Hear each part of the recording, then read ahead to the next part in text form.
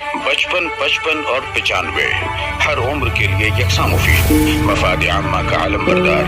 जरूर सब्सक्राइब करें, लाइक करें, शेयर करें और बेल आइकन प्रेस करना न भूलें। Rabbani the scholar YouTube channel.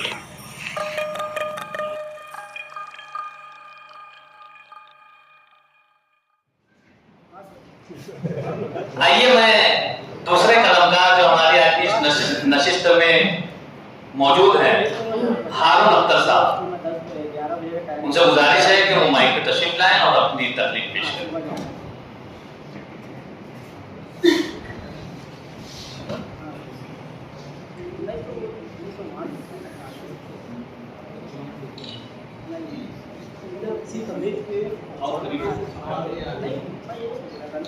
सारे को अनुवाद है इन माल उसरी हल्की हल्की सर्द हवा चलने लगी थी।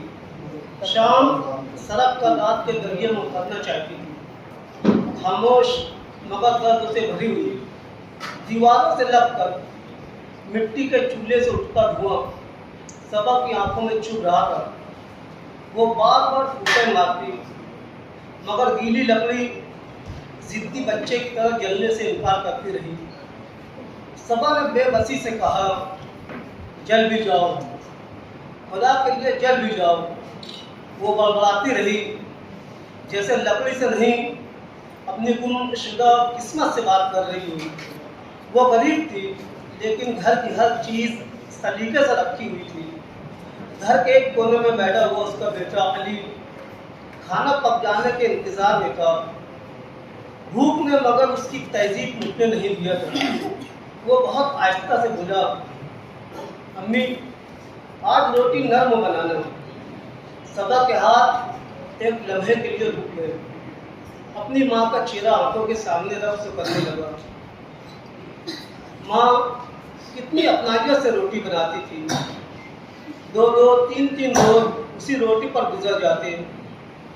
अली के मासूम सवाल से उसकी आंख भीग गई। उसने चेहरा दूसरी सिमत कर लिया ताकि अली को आंखों की नमी नजर न आए। हाँ बेटा, आज रोटी नर्म बनाऊंगी, तुम देखना। दरवाजे के पास इरफान बैठा था, गुमसुम उदास, जैसे नसीब के साथ अल्फाज भी उससे रूठ गए। बाल बिखरे हुए, कपड़े गर्द आलूद, आंखों में पूरे दिन की थकन और ठोकरें। शहर में हड़ताल के सबब कारखाने फैक्ट्रियाँ बंद थी। पूरे शहर में इक्का दुक्का फैक्ट्री और कोई कोई कारखाना चालू था। सुबह 5 वहाँ जाकर एक शख्स से पूछा था, साहब कुछ काम मिलेगा? गफार मालिक ने उसकी तरफ देखे बिना नफी में सर हिलाया। एक पल के लिए इरफान के कदम लड़खड़ा गए। उसके सामने अली का मासूम चेहरा घूम गया। वो राजा बाबू के पास गया। उनका प्लास्टिक का बड़ा कारोबार था। उसने डरते हुए कहा, कुछ काम मिलेगा? राजा बाबू बीड़ी के धागों को दांत से तोड़ा और कहा, हर चीज़ का एक वक्त होता है। 2 घंटा पहले 2 मजदूर लग गए, तुम किसी और दिन आना। यहाँ ड्यूटी का वक्त सुबह 8 बजे से है। इरफान इधर उधर भटकता रहा लेकिन काम ना मिला। वो बेरोजगारी का बोझ कांधे पर उठाए बोझल कदमों से घर में दाखिल हुआ। उसने सबा से आंख चुराते हुए कहा, आज भी काम नहीं मिला। सबा ने बेबसी से उसकी तरफ देखा और अपने काम में जुट गई, लेकिन वो अपने आंसुओं को रोक नहीं पाई। खामोशी कभी कभी चीखने लगती है। इरफान ने दोनों हाथों से अपने चेहरा ढांप लिया। आंखों के मुसाफिर रुखसारों पर आ गए। वो बड़बड़ाया, आज भी रोटी का इंतजाम नहीं कर पाया। ये जुमला कमरे में ऐसे गूंजा जैसे कोई पत्थर पानी में गिरता है और उसकी लहरें दूर तक फैलती चली जाती है। अली ने अपने बाप की तरफ देखा और नरमी से कहा, अब्बू आप फिक्र ना करें, आज मैं थोड़ा कम खा लूँगा। इरफान का दिल जैसे फट सा गया। वो उसे देखने लगा। सबा ने अली को अपने पास बुलाया, उसके बालों में उंगलियां फेरते हुए बोली, नहीं बेटे, तुम थोड़ा नहीं पेट भर खाओगे। तुम मेरे बहादुर बेटे हो, तुम्हें बड़ा होकर बड़ा आदमी बनना है। बड़ा आदमी होने के लिए क्या करना है अम्मी? अली ने सवाल किया। इरफान की आंखें चमक उठी। सबा कुछ देर चुप रही, फिर कहने लगी, खूब पढ़ाई करना, खूब इल्म हासिल करना और इल्म की रोशनी से हमारे घर के अंधेरों को दूर करना। अली मुस्कुराया। उसकी मुस्कुराहट में एक अज़्म था। रात और गहरी हो गई। अली खाना पक जाने के इंतज़ार में सो गया और शायद कुछ था ही नहीं पकने को। लकड़ियाँ तो बस यूं ही जलाई जा रही थी। कुत्तों के भूखने की आवाज़ों से सबा का दिल धड़कने लगा। तेज हवा के झोंके दरवाजे पर दस्तक देने लगे। भूख ने नींद उड़ा रखी थी। इरफान बेचैनी के सबब करवट बदलता रहा, फिर उठा और बाहर चला गया। भूखा शख्स शैतान के ज़्यादा करीब होता है। पेट की आग हलाल और हराम नहीं दिखती, लेकिन उसके बदन में दौड़ता हुआ लहू शरीफ खानदान का था, जो उसे हर बुरे काम से रोक रहा था। हवा की सरसराहट के साथ उसकी निगाह आसमान की तरफ उड़ गई। बेशुमार सितारे जगमगा रहे थे। वो उन्हीं में अपनी किस्मत का सितारा तलाश करने लगा। इरफान ने नम आंखों से उन सितारों के मालिक को पुकारा, या अल्लाह, तू रहीम है, करीम है। मेरा बच्चा अब भी भूखा है, उसकी भूख मिटा दी। सर्द हवा के सबब उसका बदन कँपाने लगा। वो वापस घर में आया तो सबा जान मार पर बैठी हाथ पैर हुआ कर रही थी। दरवाजे पर दस्तक हुई तो सबा का ध्यान टूटा। उसने जल्दी से दुआ मुकम्मल की और इरफान को सवालिया नजरों से देखने लगी। इरफान उठा और दरवाज़ा खोल कर देखा तो दहलीज पर एक थैला रखा हुआ था और सामने एक बुजुर्ग खड़े थे। इरफान ने सलाम किया। बुजुर्ग जवाब के बाद बोल पड़े, बेटा, आज अल्लाह ने बहुत ज़्यादा नवाज दिया था, तो सोचा तुम्हारा हक तुम्हें दे दूँ। इरफान का मुंह खुला का खुला रह गया। लफ्ज़ तो कहीं गुम हो गए थे। वो सिर्फ इतना कह पाया था, बाबा, हम कैसे? फिर बुजुर्ग ने कहा, अल्लाह का शुक्र अदा करो, इन्ना माल उसरी युसरा। बेशक हर मुश्किल के साथ आसानी है, और कल तुम्हारे पास हो तो किसी और का दरवाज़ा खटखटाना। बुरा मुस्कुराया और चल पड़ा। सबा जो कान लगाए बातें सुन रही थी, उसने खुदा का शुक्र अदा किया। जल्दी से उठी, थैले से सामान निकाला और चूल्हे की तरफ चल पड़ी। लकड़ियाँ भी जल्द ही आग के हवाले हो पड़ी। खाना तैयार हो गया। उसने अली को उठाया। अली भी जाग गया। वो उठते हुए बोला, क्या सुबह हो गई अम्मी? सबा मुस्कुराई और बोली, नहीं बेटा, अभी रात है, मगर ऐसा लगता है रोशनी की पहली किरण फूट चुकी है। उठ जा, तुझे भूख लगी है ना, खाना खा ले। अली का चेहरा खुशी से चमक उठा। इरफान जो चूल्हे के पास बैठा था, अली को देख रहा था। वो सब खाने के लिए बैठे। अली ने खुदा का नाम लिया और पहला लुकमा मुंह में डाला और कहा, अम्मी, आज की रोटी बहुत नरम हो गई। सभी साथ खा रहे थे। खाते हुए इरफान को राजा बाबू का जुमला याद आया, हर काम का एक वक्त होता है। अगली सुबह वो पहले से बहुत जल्दी उठा और काम तलाश में निकल पड़ा। काम कभी मिल जाता, कभी नहीं, लेकिन उसकी मुसलसल कोशिशों की वजह से एक अच्छी नौकरी मिल गई जो मुस्तकिल भी थी। वक्त गुजरता गया। जहाँ कुदरत ने इरफान को बुजुर्गी और असमत का ताज पहनाया, वहीं अली को नेक और फरमाबरदार।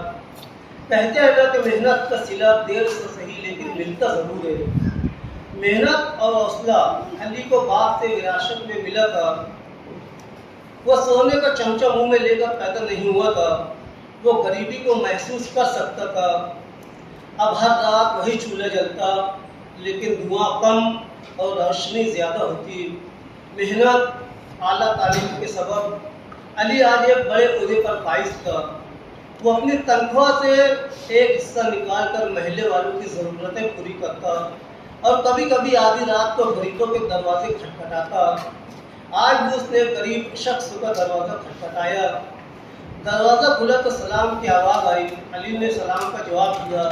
पहला देते हुए कहा, ये आप कहाँ गए? उस शख्स की आंखें चमक उठी जैसे वो कुछ कहना चाह रहा था।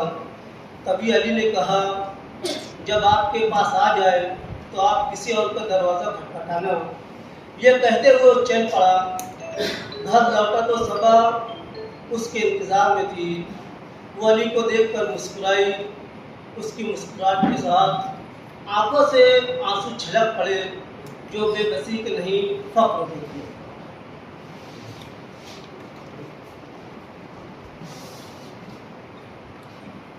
हारून अख्तर साहब ने अपना अफसाना यहाँ पर पेश किया।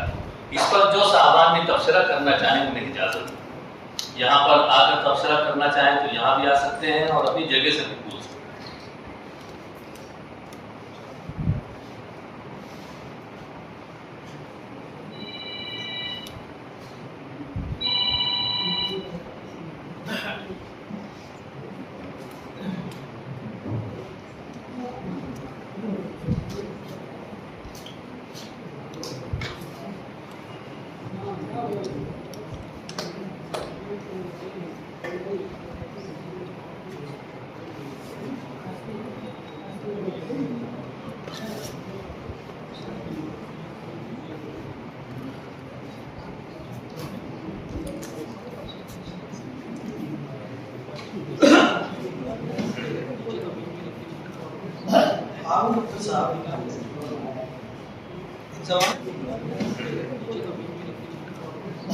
हारून अख्तर साहब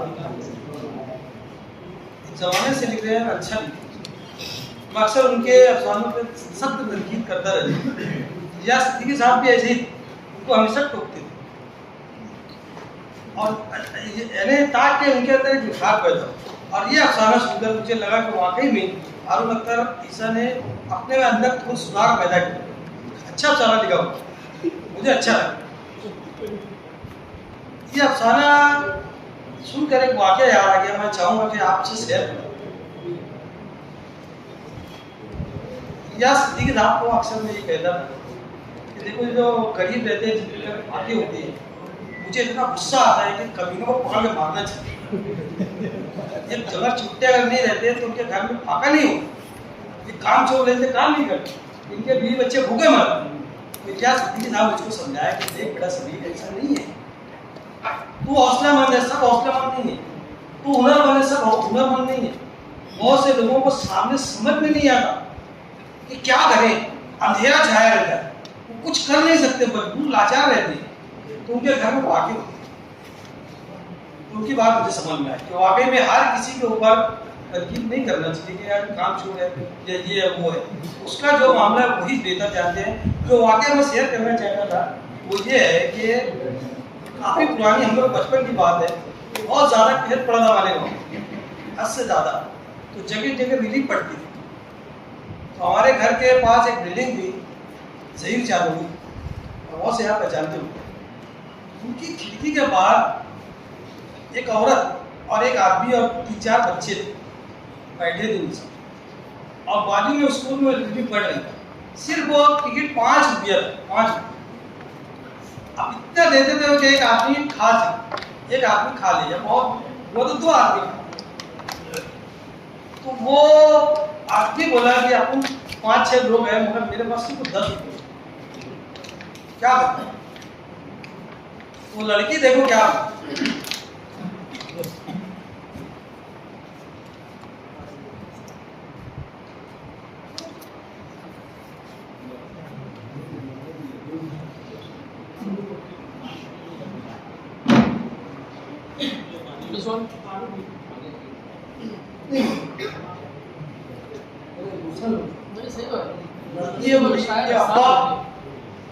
अब्बा तुम खाना लाओ, लेकिन पहले हमको खाने देना, तू पहले मत खा।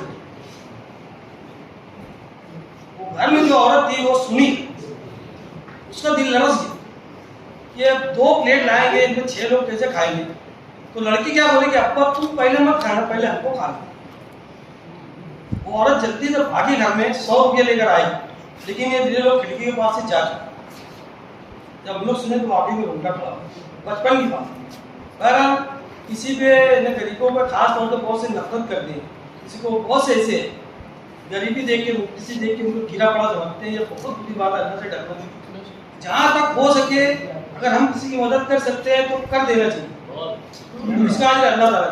बस ठीक है, बस आगे हारून अख्तर साहब के अफसाने पर बात चल रही है। जो साहबान भी तबसरा करना चाहे उन्हें इजाजत है, वो यहाँ आकर तबसरा कर सकते हैं। इसी दरमियान में हमारे नसरी अदब का जो खासा रहा है कि हमारे हाजरीन के लिए हम चाय का भी नज़्म करते हैं, वो दौर भी चल रहा है, तबसरा भी चल रहा है।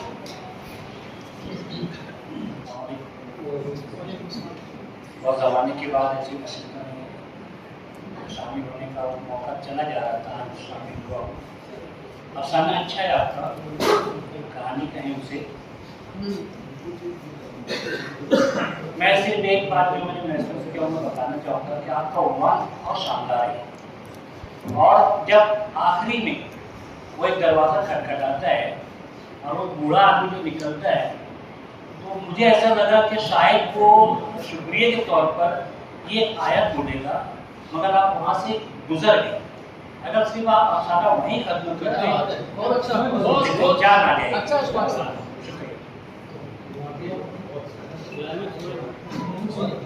इंतहाई इत्तेसार के साथ तबसरा पेश किया अशफाक उमर साहब ने, और कोई साहब अगर तबसरा करना चाहें तो दे जा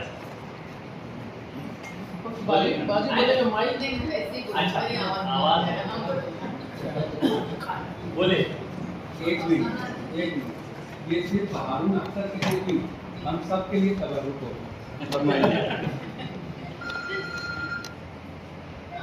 अच्छा लगा, उन्वान भी बहुत अच्छा था। और आपने जो सबसे अहम बात जो अफसाने की जड़ है वो ये थी कि हराम और हलाल की तफरीक, हराम और हलाल को किस तरह से हम अपनी ज़िंदगी में लाएं।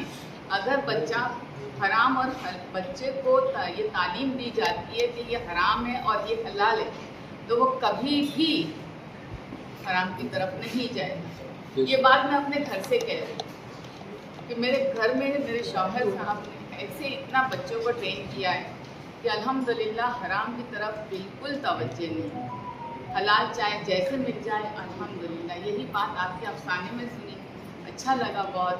लेकिन आखिर में थोड़ा सा ये क्या कर दिया कि कुछ तवील हो गया, थोड़ा सा आखिर जो है ना इख्तिताम को थोड़ा सा कट कीजिए, तो इंशाअल्लाह ताला जो बात अभी उन्होंने बताई थी तो वो वहीं पर अगर ख़त्म हो जाता तो बहुत अच्छा, बहुत अच्छा बचा। वैसे चाहती हूँ ऐसी महफिलों में, लेकिन आप लोग करते 11 बजे। ये बात है। अगर आप लोग जल्दी आने का रखें तो मैं जरूर आऊँगी। 23 साल हो गए ये गुजारिश करते करते, और हम लोग बूढ़े हुए। तबसरे का सिलसिला दराज है, मजीद कोई साहब अगर तबसरा करना चाहे तो उनके इजाज़त।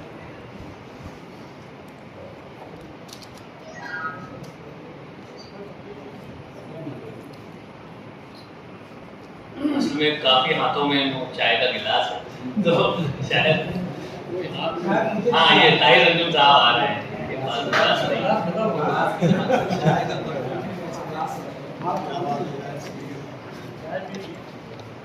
अफसाना अच्छा है, ज़बान बयान उसकी तो मैं बता दूँगा।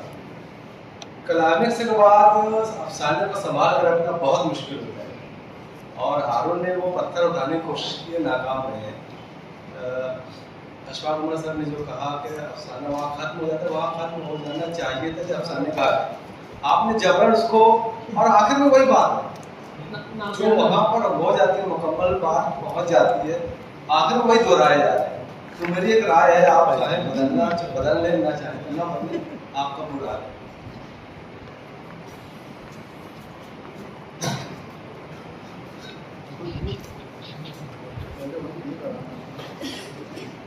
चाय का सिलसिला दराज है,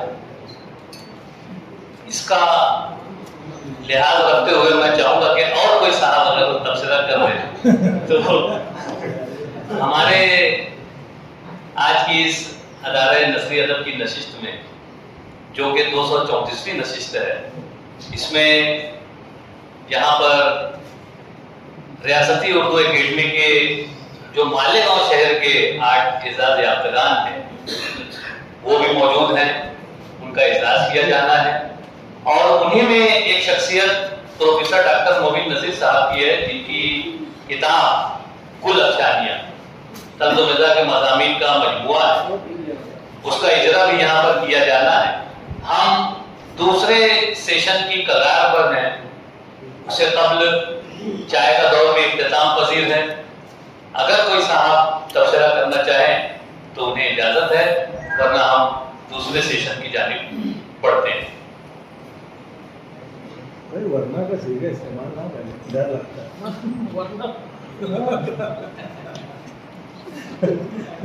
आप नाज़िम इख्तियार है आपका दूसरे सेशन में। 95 हर उम्र के लिए यकसा मुफीद, मफाद आम्मा का आलम बरदार। जरूर सब्सक्राइब करें, लाइक करें, शेयर करें और बेल आइकन प्रेस करना न भूलें। Rabbani the scholar YouTube channel. Rabbani the scholar YouTube channel इल्मी, अदबी, दीनी, मिल्ली, समाजी, सकाफती, तहजीबी, फलाही, तिब्बी, फन्नी, माशी, तिजारती, माशरती, इंतजामी, इनकलाबी, तहरीकी, तहकीकी, तकनीकी, तफ्तीशी, तामीरी, तालीमी व मालूमाती यूट्यूब चैनल। जरूर सब्सक्राइब करें, लाइक करें, शेयर करें और बेल आइकॉन प्रेस करें। Rabbani the scholar YouTube channel.